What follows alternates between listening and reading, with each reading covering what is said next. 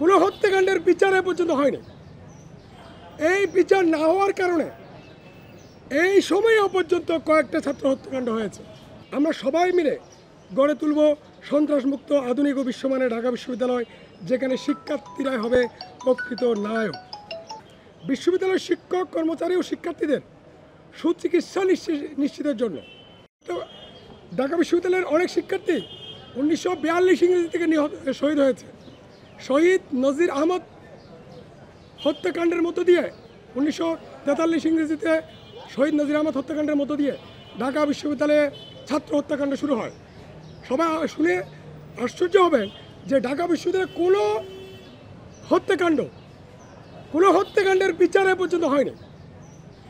এই বিচার না হওয়ার কারণে এই সময়ে পর্যন্ত কয়েকটা ছাত্র হত্যাকাণ্ড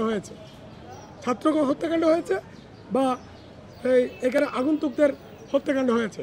ঢাকা বিশ্ববিদ্যালয় কর্তৃপক্ষকে উদাত্ত আহ্বান জানাচ্ছি, যাদের বিচার হয়নি তাদের সেই ছাত্র হত্যাকাণ্ডের বিচারগুলো সুনিশ্চিত করা জরুরি, এবং ভবিষ্যতে যাতে ঢাকা বিশ্ববিদ্যালয়ে কোনো ছাত্র হত্যাকাণ্ডের শিকার না হয়, হামলার শিকার না হয়, মামলার শিকার না হয়, সেই ব্যবস্থা গ্রহণ করার উদ্যোগ আমি নেব এবং ঢাকা বিশ্ববিদ্যালয়কে সেই উদ্যোগের সাথে অংশগ্রহণ করার জন্য আহ্বান জানাচ্ছি।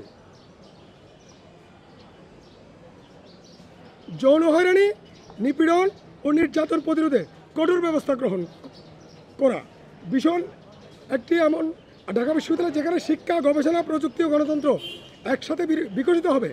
মূল স্লোগান: শিক্ষা, গবেষণা, প্রযুক্তি ও গণতন্ত্র। ঢাকা বিশ্ববিদ্যালয় হবে বিশ্বের অন্যতম সেরা ক্যাম্পাস।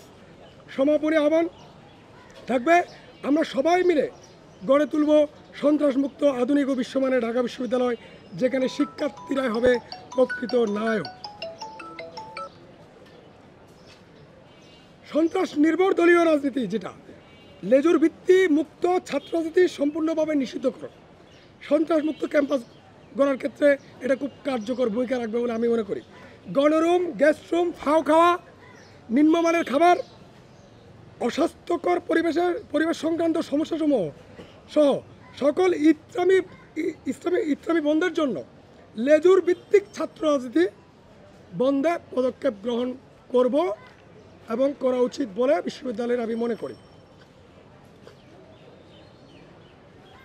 বিশ্ববিদ্যালয়ের শিক্ষক, কর্মচারী ও শিক্ষার্থীদের সুচিকিৎসা নিশ্চিতের জন্য 100 শয্যা বিশিষ্ট ইউনিট সরকারি হসপিটাল স্থাপন করা। আপনারা দেখেন 40,000 স্টুডেন্ট, শিক্ষক কত, স্টাফ কত, সব মিলে এখানে ঢাকা বিশ্ববিদ্যালয়ের শিক্ষার্থীদের জন্য একটা পূর্ণাঙ্গ বিশ্ববিদ্যালয় দরকার ছিল। 100 বছর পার হয়ে গেছে, ঢাকা বিশ্ববিদ্যালয়ের শিক্ষার্থী, শিক্ষকদের জন্য, কর্মচারী, কর্মকর্তাদের জন্য একটা পূর্ণাঙ্গ হসপিটাল ঢাকা বিশ্ববিদ্যালয় কর্তৃপক্ষ এবং সরকার করে না।